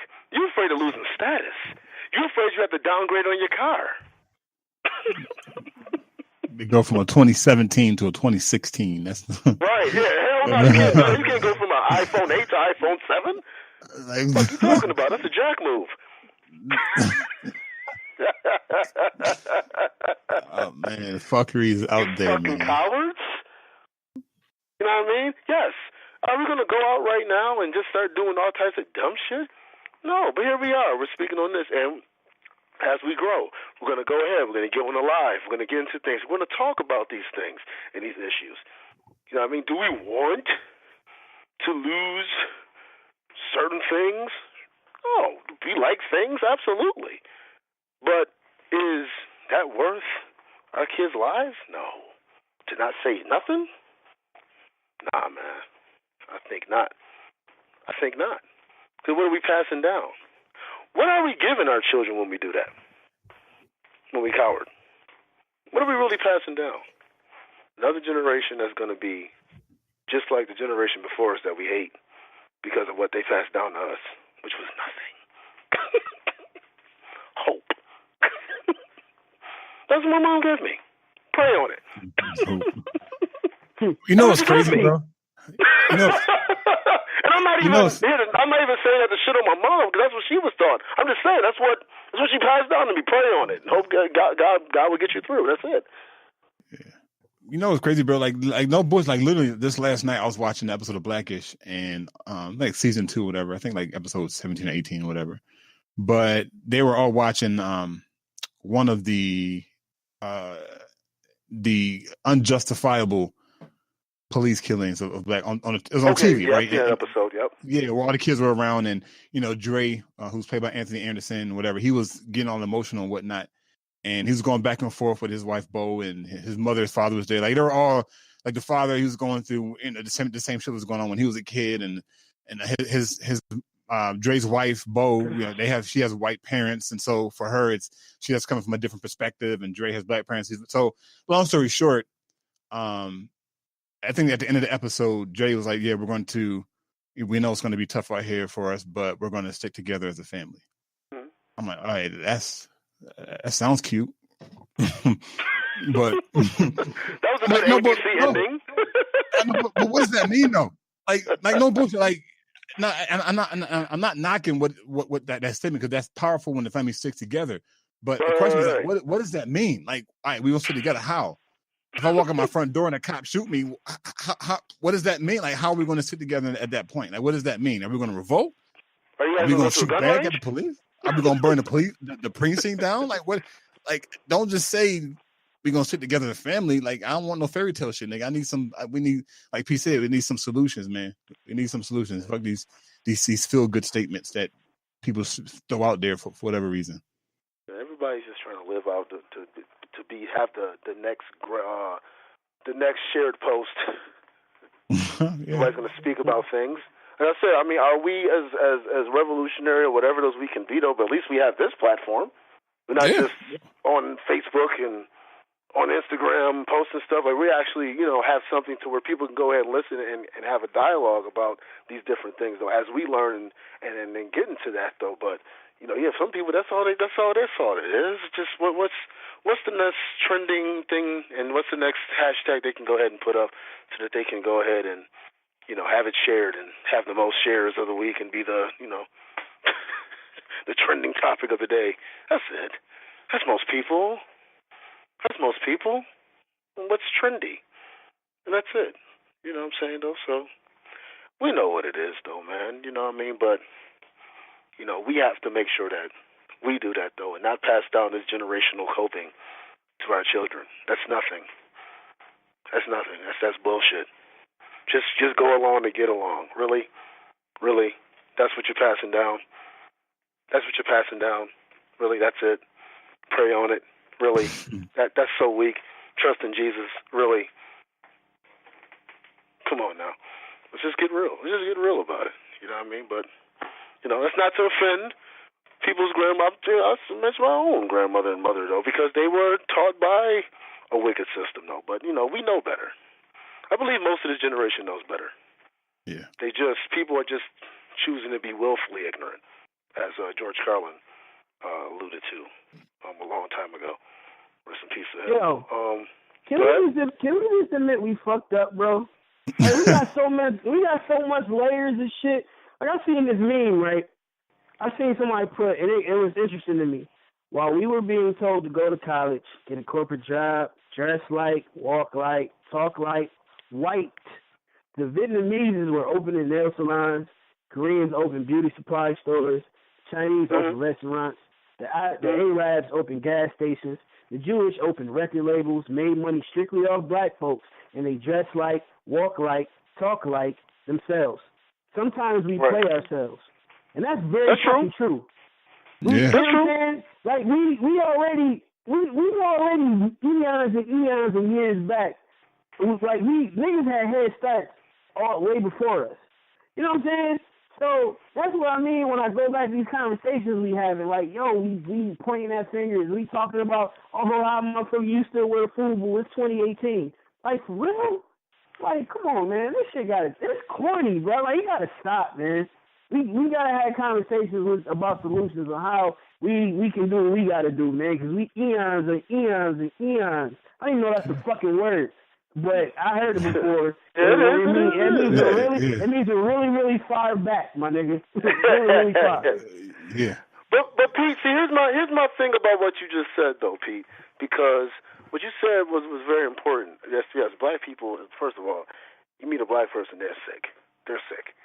You can't be in this society and not be sick. But I believe there are a lot of black people that, in their privacy, when they go home or whatever, though, they think like us. They even might have conversations among some others and talk like us. And they go ahead, and then when they go outside, they do all the coon shit.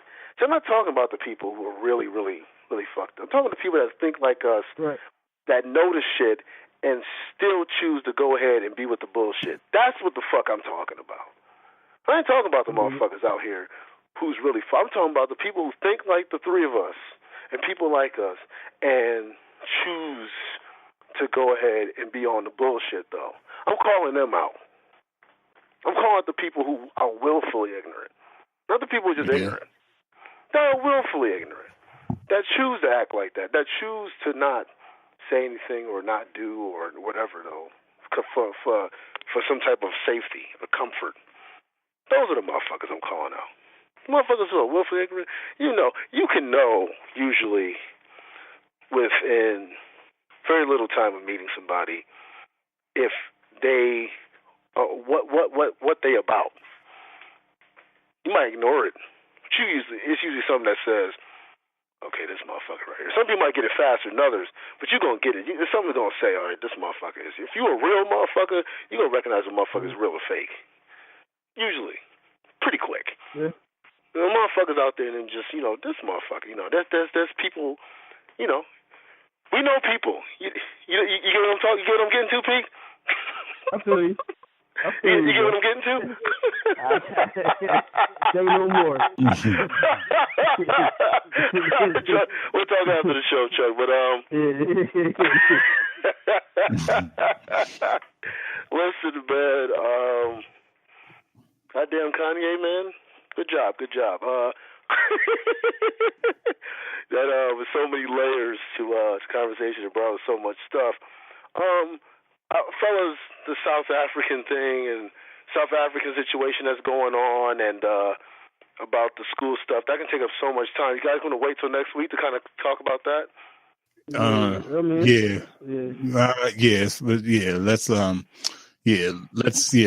talk because that could probably take a whole nother hour. That could definitely run another couple hours.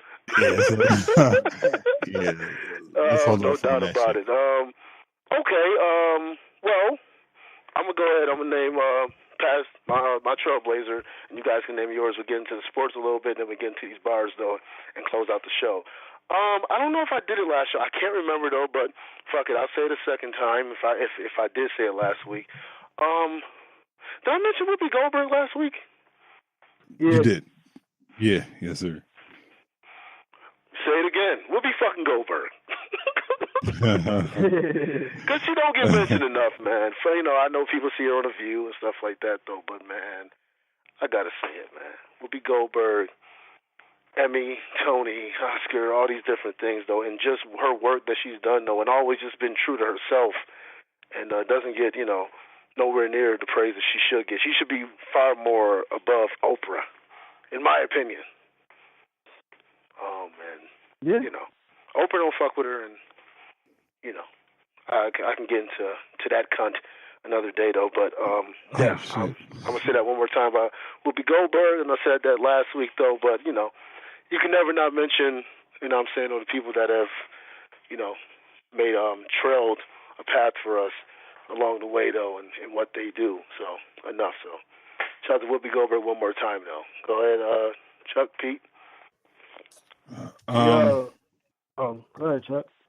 No, go ahead, Pete. I'm still actually looking at my person right now to see if I'm going to say this person. I'm gonna shout out Jalen Rose, man. He don't really get in. Say that one more time, man. That brother right there, though, man. Go ahead, man. Yeah, I'm gonna shout out Jalen Rose, man. And it's funny because there's always the cats that don't really broadcast it. You know what I mean? That don't really say shit. That's really out here doing shit. You know what I mean? So shout out to Jalen Rose. Him along with a partner of his, they opened up a leadership academy, a school. You know, in Detroit. You know, and since 2011, the academy has just been empowering scholars, or not just knowledge, but the necessary skills that's needed to succeed. You know what I mean, in this world, you know, and it's been open since 2011. It doesn't use government funding for shit. You know, they Jalen Rose, he do like a golf classic. He does a lot of donations, and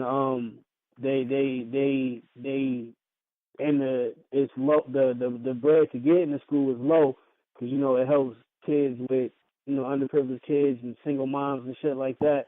So shout out to him, man. He opened the school. That's the shit that needs to be happening. You know, we want to get a conversation started. Our own schools, you know, because this education ain't for us anyway. We want to talk about is the education. I don't be talking about the next show. We want to talk about is it helping us or hindering us. It's not helping us at all, but it's not for us anyway. We need to follow the footsteps of a Jalen Rose and get more property, get more schools opening. You know what I mean? So shout out to him. Don't give Umar Johnson your money. That nigga will take that shit and go to a strip club. Spend that shit on some strippers. Nasty motherfucker. Yo, respect that. I respect that, though. Jalen Rose, man, definitely big up, though. And thank you, Jalen Rose, for being on there, though, and, you know, countering the coon shit that Stephen A. be on. So thank you for being at that, though. Chuck. So I'm surprised, but I'm not surprised that I didn't hear about this person until literally this year. Shout out to the great James Baldwin, the author. Although I haven't read any of his books, I've come across people who have, and I've even heard some famous people saying, you know, how influential his books are. So, you know, I definitely need to start copying and read some of his books. Although he was homosexual, that still doesn't take away from his work, right? So I'm definitely going to still check out his books. But he said a quote here, and it kind of resonates with what with this whole Kanye shit.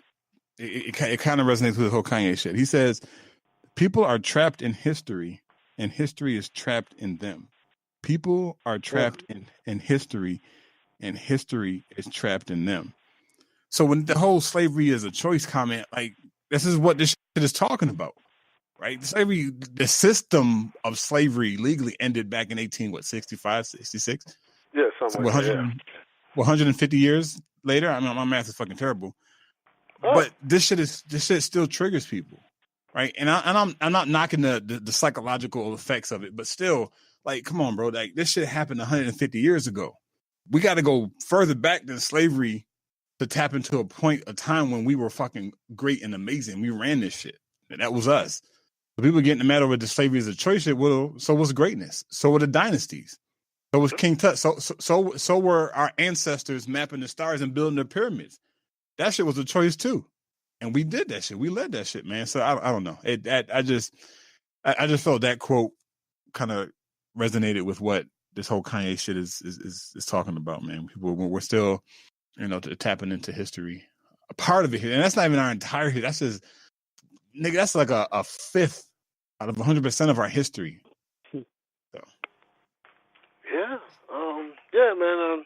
Like I said, I know we speak about, you know what I'm saying, though, homosexuality and the agenda of homosexuality, though, but, you know, you can be a part of, you know, the revolution, so to speak, if that's what you do. I wouldn't be favorable for me, a person to be involved in that, though. But you know what I'm saying? Though, there's plenty of people out here who's heterosexual, who's far more faggot-like than the motherfucking people out here who's gay.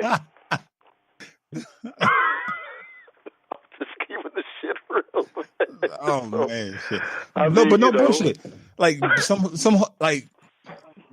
homosexual dudes though, them niggas be gangsters, though. I'd take James Baldwin. I would go ahead and have James Baldwin be in the forefront of, you know what I'm saying, though, our movement than Al Sharpton. Yeah, pretty much. Yeah. It's real shit. Pretty much.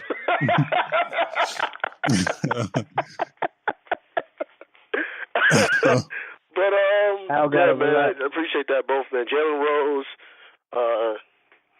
James Baldwin, you know what I'm saying, though, our ancestor right there, and then you know what I'm saying, though, the sister Whoopi Goldberg, though, man. So you know, much respect to all three of them. Whoopi.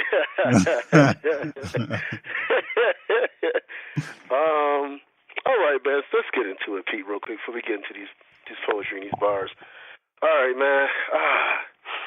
Well, I don't even say sports topics. That's just LeBron, right? Isn't it? Hold on, I got something to say before y'all get started because I know y'all boys about to go in. I know y'all boys about to go in. So let me just say this up front and clear. LeBron James signed a deal with the devil. LeBron James said, if you give me godlike powers, I will serve you for the rest of my life. That's all I got to say. Yo, man. Yo, before we get to the LeBron talk, all I will say, I was the one saying that it will be a co-rookie of the year award that will go to both Ben Simmons and Donovan Mitchell. You know what I mean? Because I'm like, all these niggas is balling, they going ham. But after this nigga had 1 point in 32 minutes. 1 point. Yeah. No more co. No more co-sign. No more co-MVP. No. That shit goes to Donovan Mitchell only. I said it. I reneged on my statement, and that's that. Now, back to this LeBron shit. Hey, dog. Listen, Toronto, in the words of the ex-head coach of the Arizona Cardinals named Danny Green, Toronto Raptors, they weren't who we thought they were.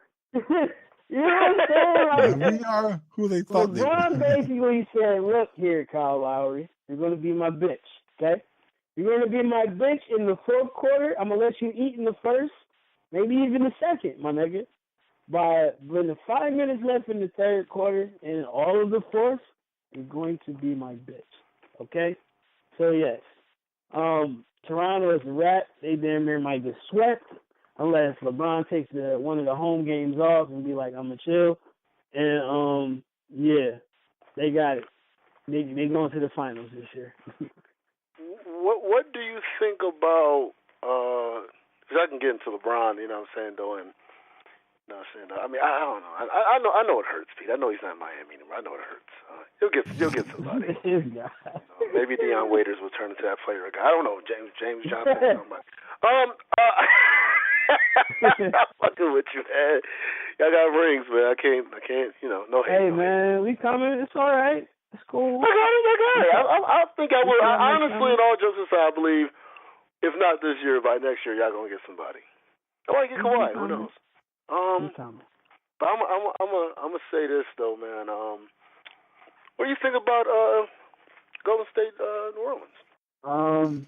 Steph out here playing with niggas because when he came back, I thought he was gonna, struggle a little bit, but he out here not playing.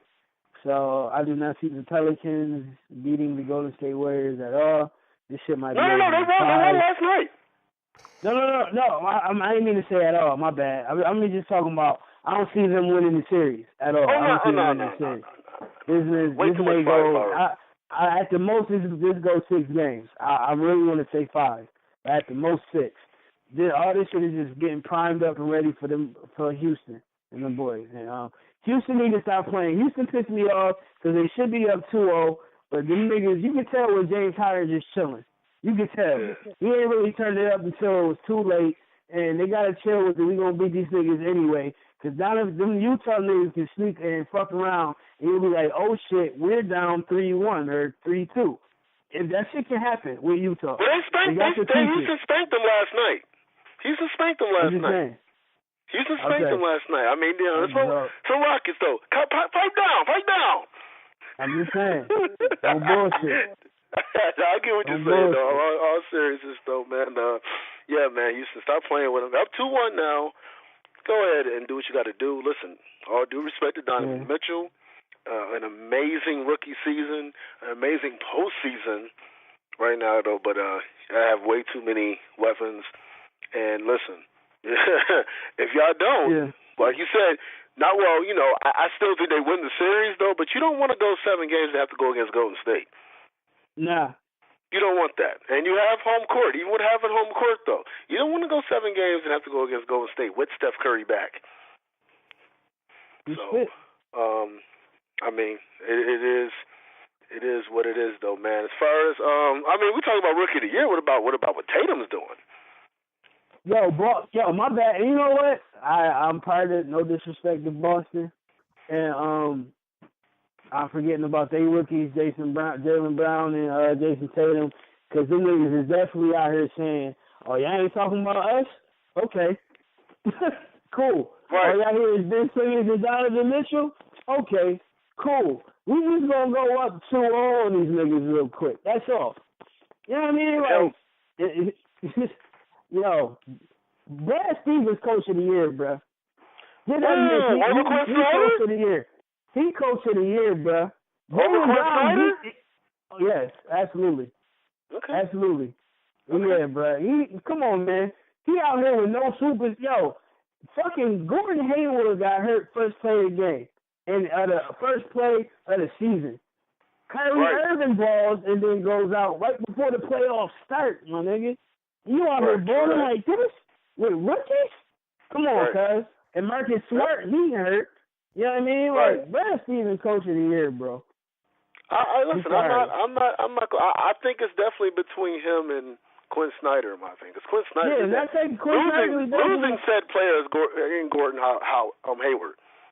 Right. You definitely got Utah balling out there. That's why Houston can't play that, I'ma just chill shit. Don't do that with them niggas, man. You know what I mean? Because don't forget, like, they forget about a Dante Exum, who was one of the top 5 picks a couple years ago as well, who didn't really pan out to be a top 5 pick, but he out here balling right now, finally coming into his own. Dante Exum. Derek Favors, who was another high pick. You know what I'm saying? He out here fucking getting it popping. Rudy Gobert, he look healthy again. Like, they got squad, bro. You know what I mean? Huh? But I don't think people had them in the playoffs, though, bro. Yeah, not like this. All I'm saying is these is not the niggas you take a nap on. That's all I'm saying. You don't take a nap, take a day off, that's it. Because you can sneak around and be like, oh, shit, and you'll be like Tracy McGrady, who was fucking up 3-1, and now the nigga is out the playoffs, and they're hollering at. Disrespect Tracy McGrady. Listen, when you talk about Tracy McGrady, I'm just saying. Tracy was definitely. I'm just saying. He definitely was probably could have been one of the best Robins, but he wasn't. To his credit, he wasn't necessarily a bad man. He wasn't a bad man. Vince Carter and Tracy McGrady should have never left Toronto. Never. And Toronto should have never chose that coach over Tracy McGrady. You see what they were? You gonna choose this fucking coach over? But that's another subject for another day. Yeah, absolutely. Okay, Pete. You want me to start off, or you want to start off? Oh, you can start, man. I end it. It's just us today. You can end it. All right. So you want me to start? I'm gonna go ahead and start it off. And, all right, let's go. Ladies and gentlemen, now that I have you undivided, let me introduce you to greatness and supremacy collided, disaligned with the purest of refinement, ordained assignment. All this energy I exert, sometimes I wonder what it's worth, because people only seem to feast on the excerpt.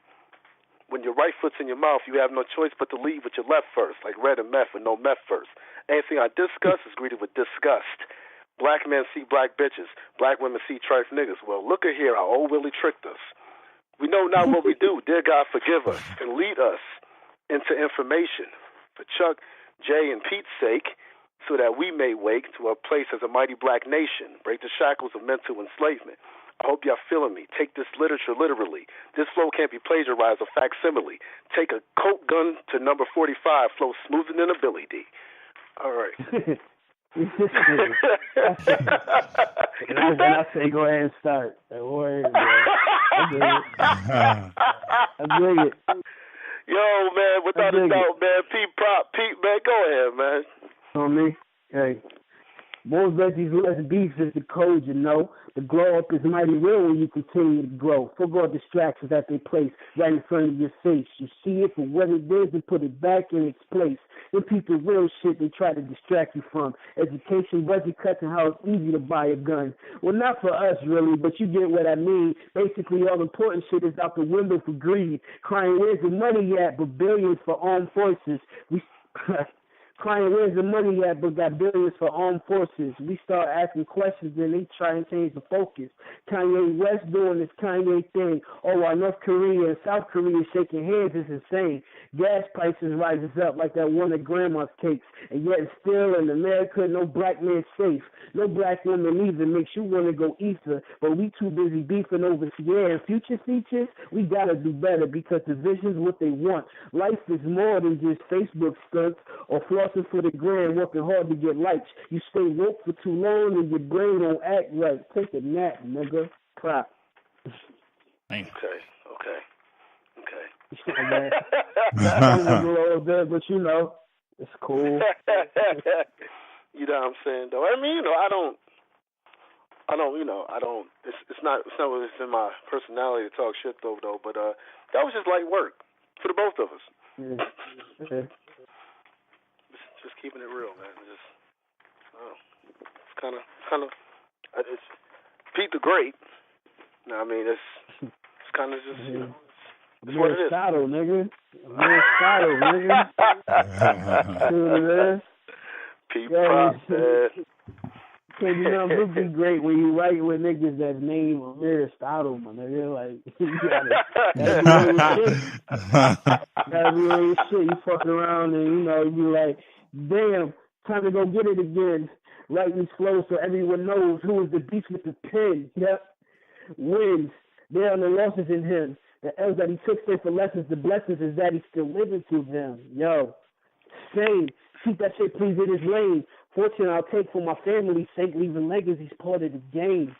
Pain, insanity mixed with the pain. No silver spoon living, we had to go get it. Nothing that's given is gained.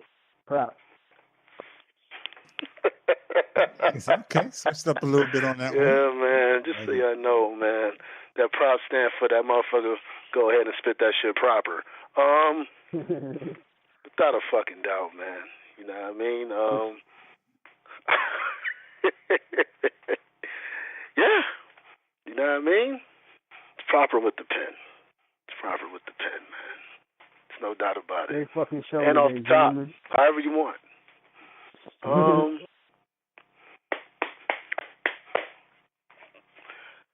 Well, I'm going to go ahead and just say, as always, man, God loves y'all. I really tolerate y'all, though, man. And, you know what I mean?